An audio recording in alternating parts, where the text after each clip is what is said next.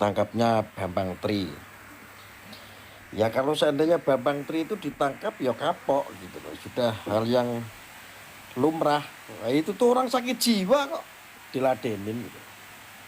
Makanya harusnya yang paling penting itu yang model-model gembel-gembel politik barisan-barisan sakit hati itu memang harus ditangkap. Nggak usah dikasih ruang ya terlalu lama.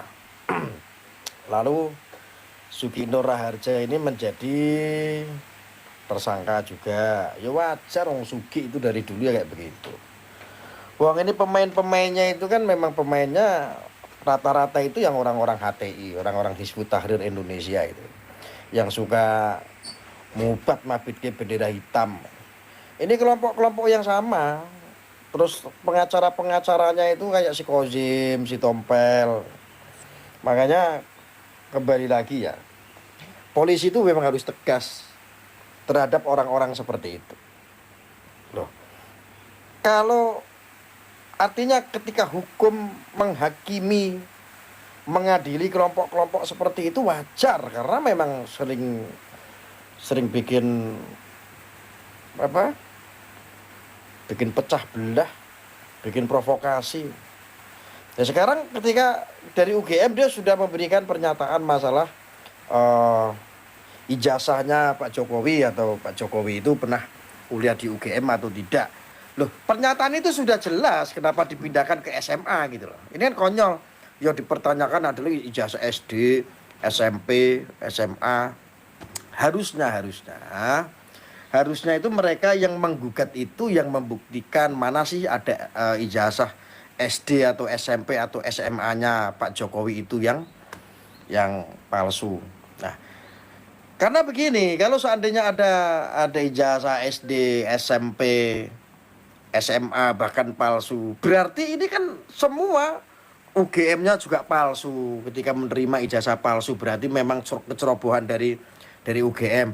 Makanya ketika UGM itu memberikan kesaksian, memberikan pernyataan bahwa Pak Jokowi itu sah dan benar-benar sebagai dulu siswa di UGM ya sudah konkret gitu loh.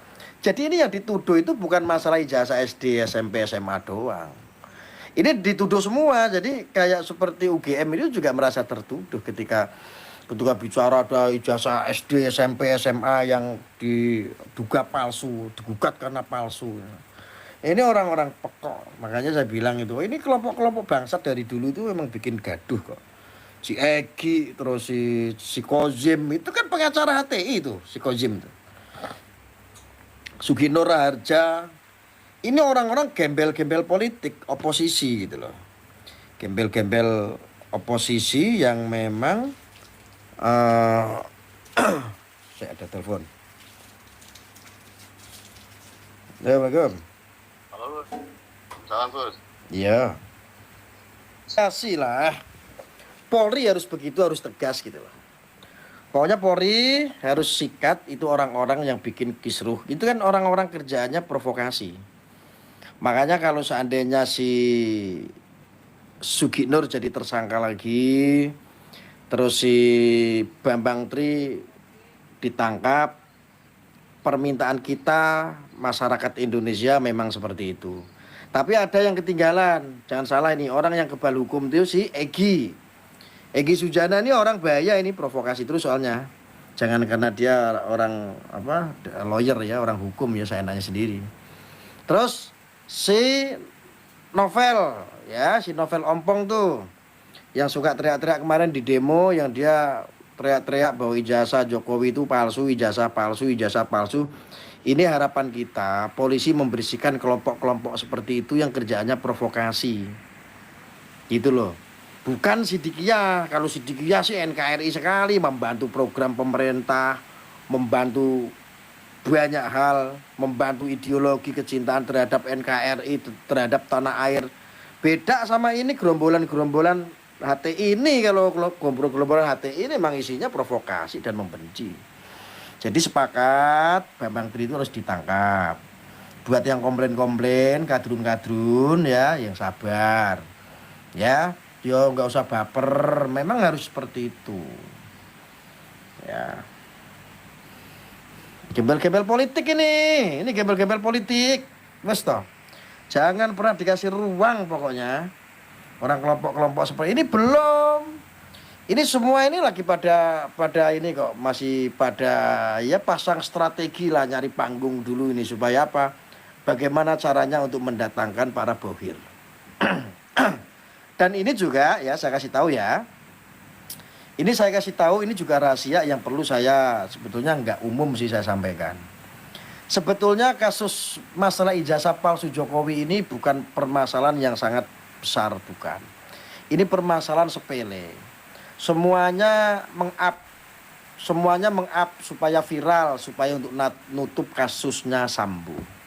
Karena sampai detik ini kasus Sambo ini lebih ini lebih inilah ya. Kasusnya Sambo ini lebih nggak berhenti, nggak bisa, nggak ada rem ini kasus isunya Sambo ini.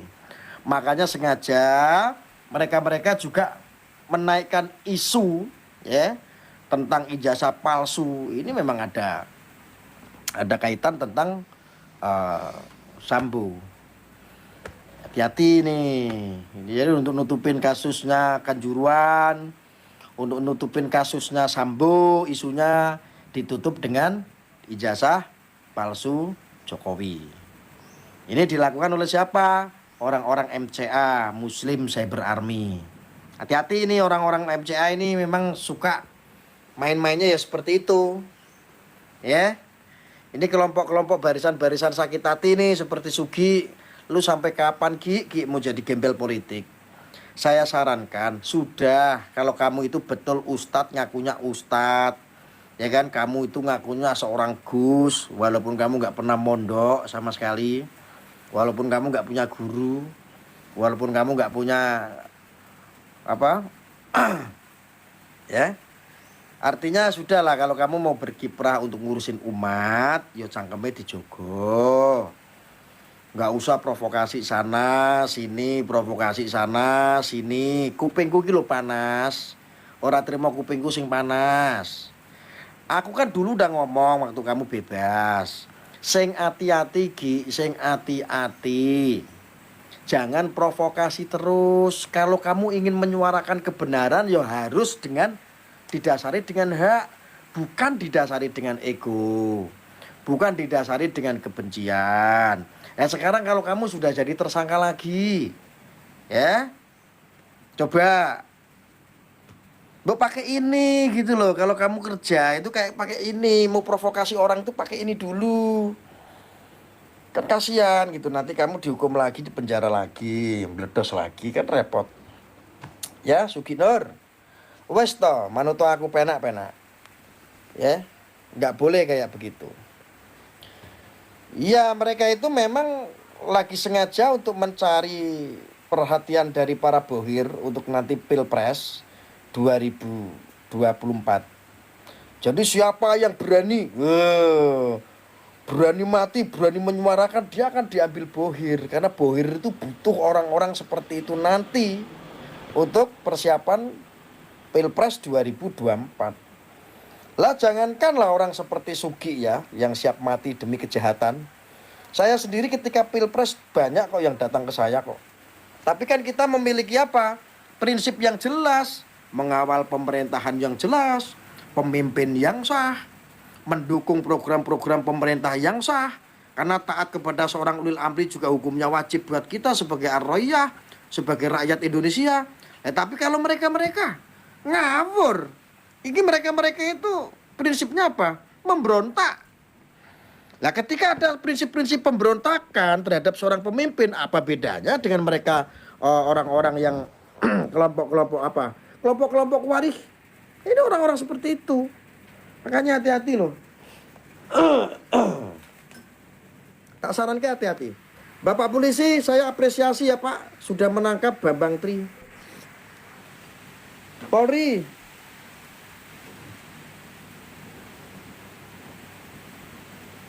pokoknya Polri itu memang harus betul-betul tajam, ke mereka itu harus tajam.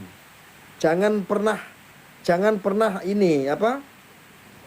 Lunak ketika dikatakan sama kelompok-kelompok mereka, katanya hukum itu tumpul ke atas katanya, tajam ke bawah. Wow, kalau sama kelompok-kelompok pemecah belah untuk umat, pemberontak-pemberontak seperti itu harus tajam. Bener. Walaupun dia provokasi, nggak ada regulasi hukumnya, Polri harus pinter, harus bisa bagaimana caranya dia itu keserempet delik hukum. Krek, tangkap. Bila perlu, kalau dihukum katakanlah 3 tahun, udah bebas, lempar ke Pulau Komodo, jangan dibalikin lagi ke Pulau Jawa, bikin rusuh orang-orang kayak begitu.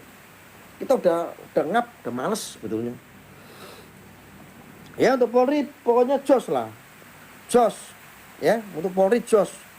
Saya itu akan tetap mengawal Polri, akan tetap mengawal pemerintahan. Kita semua rakyat Indonesia harus tetap bersama Polri, harus tetap bersama pemerintahan yang sah, pemimpin yang sah. Ya, nanti kalau seandainya ada beda pilihan nih 2024 nggak masalah, kita berbeda. Selesai sudah ada yang dipilih secara konstitusi, siapa presiden yang dipilih itu adalah pemimpin kita harus ikut. Udah kita ikut makmum saja. Nggak usah yang ruwet-ruwet. Presidennya siapa juga kamu nguli tetap. Kamu tetap kerja nyari duit sendiri. Nggak menjamin. Lalu siapa yang gontok-gontokan, yang mati-matian, yang membela seperti itu? Lah mereka itu punya kepentingan. Ketika pemimpinnya dijago menang, kalah saja dia dapat anggaran kok, apalagi menang jadi komisaris. Mereka yang untung. Kita rakyat Indonesia yang diperalat sebetulnya. Wes to percaya karo aku manut to penak-penak. Wong masalah-masalah ngono kuwi iki Gus Arya wis paling pengalaman. Pengalaman banget urusan-urusan di atas kayak apa itu. Cuman kan kalau Arya ini kan semuanya ada di sini, cuman mau ngomong susah ya, maklum ya. Arya itu kan nggak sekolah, bukan orang akademisi. Jadi ngomongnya ya bloko suto ponone lah. Kalau mereka mudar-mudaran mati-matian membela, ya jelas wong ono jatahe. Nah, mereka adalah tim-tim sukses gitu loh. Nah kalau kita sebagai netizen biasa, rakyat biasa, ngapain terlalu ya? Ini orang-orang mau untuk mengumpulkan bohir saja kok, kayak si Bambang Tri, si Novel Bamukmin, terus si Sugino Raharja. Nah, pemerintah, Polri harus tajam tuh terhadap manusia-manusia yang bikin rusuh bangsa kita, bukan kesidikiyah. Bukan kesidikiyah kayak kemarin itu, nangkepnya kayak teroris, bukan kayak begitu caranya. Bukan, kenapa? Sidikiyah itu adalah pasukan kita yang mencetak, Sidikiyah itu yang mencetak orang-orang agar mencintai tanah air. Hubul waton minal iman, cinta tanah air bagian daripada iman. Yang mengawal Pancasila, oh salah. Rokok apa Gus? Rokoknya ST biasa. Bukan Sidikiyah. Musuhnya negara, musuhnya Polri, bukan Sidikiyah. Kalau kemarin mungkin itu oknum saja sih. Mungkin itu kan oknum gitu. Polri itu harus tetap kita apresiasi gitu loh. Mungkin kalau kemarin Kapoldanya bener sesuai SOP. Mungkin kalau kemarin bener Kapolresnya sesuai dengan SOP. Mungkin ada anggota-anggota oknum yang salah di luar SOP saat Sidikiyah, ya nggak masalah. Tapi sok meneh, ya jangan seperti itu. Sidikiyah itu NKRI harusnya nih ya. Semua komponen, semua institusi lembaga itu kan membutuhkan pesantren-pesantren, nggak cuma Sidikiyah. Semua pesantren di seluruh Indonesia yang betul-betul moderat, yang betul-betul moderat, ya.